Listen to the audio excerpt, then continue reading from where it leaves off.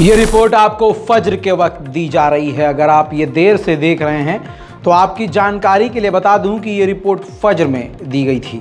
अगर बाद में आप देख रहे हैं, ये जानकारी उनके लिए है। फज्र में अपडेट इसलिए दे रहे हैं क्योंकि इस वक्त इजराइल और फ़िलिस्तीन का मुद्दा सबसे अहम है। फ़िलिस्तीनियों पर मौत का साया मंडरा रहा है। जैसे जैसे रमज़ान करीब आ रहा है वैसे वैसे फ़िलिस्तीनियों पर जुल्म की इंतहा बढ़ती जा रही है और जंग का माहौल बनता जा रहा है। लेकिन आगे बढ़ने से पहले सबसे बड़ी खबर इजराइल की सरजमीन की देना चाहूँगा। नेतन्याहू की सरकार के खिलाफ हिंसक प्रदर्शन अभी भी चल रहे हैं। जैसे आप ये सड़कों का वीडियो देखिए जहाँ पर हज़ारों की तादाद में, जी हाँ, सड़कों पर यहूदी निकलकर प्रदर्शन कर रहे हैं। ये नेतन्याहू की सरकार के खिलाफ तेल अवीव की मेन सड़क पर प्रदर्शन हो रहा है। तेल अवीव फ़िलहाल जो इजराइल की राजधानी है तेल अवीव कहलाती है और ज़बरदस्त हिंसक प्रदर्शन वहाँ देखा जा रहा है। अगली तस्वीर में आप देखिए, हज़ारों की तादाद में ज़बरदस्त रैली नेतन्याहू के खिलाफ निकाली जा रही है। इजराइल की मिलिट्री घोड़े पर सवार यहूदियों को ही रोकने में लगी हुई है।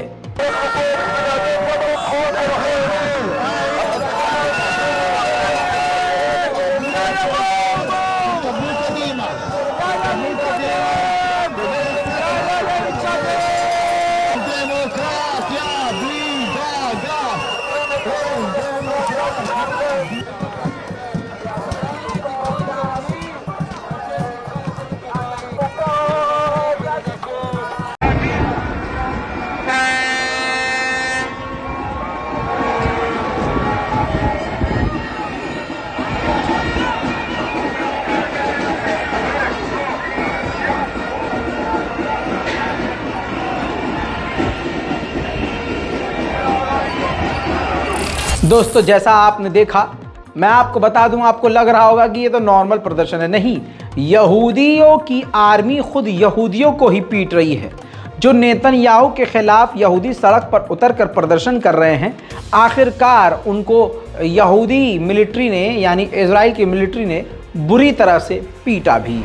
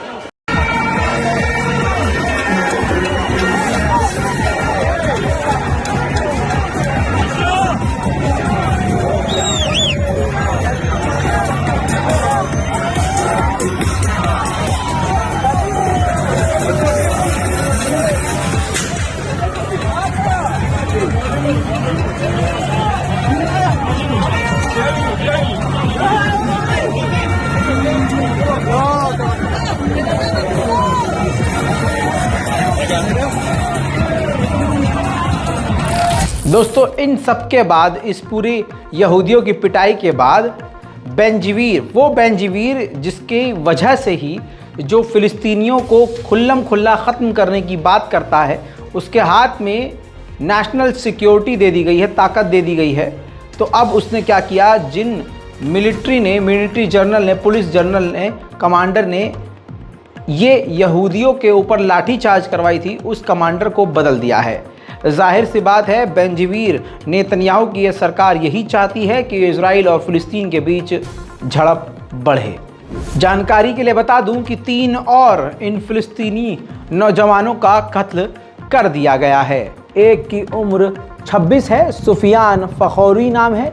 दूसरे का नाम है नाइफ मलाइसा जो 25 साल के हैं, और अहमद जिनका नाम है तीसरे, जिनकी उम्र 22 साल थी। रेड के दौरान जेरूशलम में इनको गोली मारकर कत्ल कर दिया है। इतना ही नहीं, 14 साल का ये बच्चा जनीन में इजराइल की मिलिट्री के हमले में घायल हुआ और आखिर में इसने दम तोड़ दिया। इजराइल लगातार इसी तरह से कत्लेआम कर रहा है और रोज़ इजरायली मिलिट्री फ़िलिस्तीनियों का कत्लेआम कर रही है। हद ये है, हेब्रोन के इलाके से 2 छोटे छोटे 8 साल 6 साल के बच्चों को इजराइल की मिलिट्री गिरफ्तार करके लेके जा रही है। 6 साल और 8 साल के बच्चों की उम्र, 8 साल और 6 साल। नामर्द। इजराइल ड्रोन का भी इस्तेमाल कर रहा है रेड करने के लिए, फिलिस्तीनियों पर हमला करने के लिए। साउथर्न जेनिन के इलाके में ये तस्वीर देखिए, फिलिस्तीनी लड़ाकुओं ने इजराइल के एक ड्रोन को मारकर गिरा दिया है, जिसके बाद जश्न भी उन लोगों ने मनाया। जैसा मैंने आपके सामने ये बात रखी है कि जैसे जैसे रमज़ान करीब आ रहे हैं, यहूदी ज़बरदस्ती पंगा लेने की कोशिश कर रहे हैं। ऐसे में देखिए, मस्जिद अल अक्सा के अंदर यहूदी घुसे और उन्होंने अपने धर्म के मुताबिक जो उनकी प्रेयर होती है, प्रार्थना होती है, इबादत जो होती है, वो उन्होंने करी है। मस्जिद अल अक्सा के परिसर में ये उन्होंने किया है। जाहिर सी बात है, इससे टकराव की स्थिति और बढ़ेगी। फिलिस्तीन अथॉरिटी की रिपोर्ट के ही मुताबिक, जो ग्राफिक्स मैं आपको दिखा रहा हूँ, 78 सिर्फ इसी साल 78 फिलिस्तीनियों का कत्ल कर चुका है। इसी साल शुरुआत से ही, ये पूरे पिछले साल की बात नहीं, जब से 2023 शुरू हुआ है, जनवरी, फरवरी और मार्च, इन 3 महीने के अंदर, इसी शुरुआत में ही 78 फिलिस्तीनियों का कत्ल इजराइल कर चुका है। कलेला के इलाका, सल्फीत का इलाका, रामल्ला और अलबिरह का, और जेरूशलम का, Bethlehem, Hebron, Gaza strip, जनीन, Tubas और नाबुलस।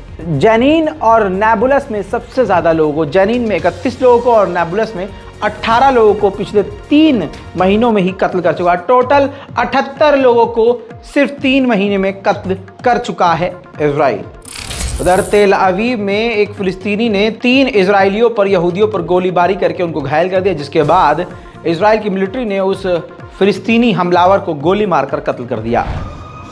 तवो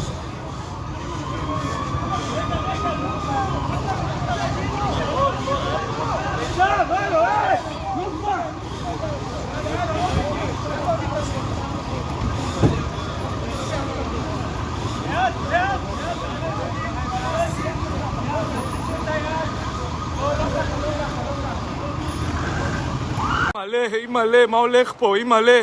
איך הוא ירה בהם? יואו. יואו.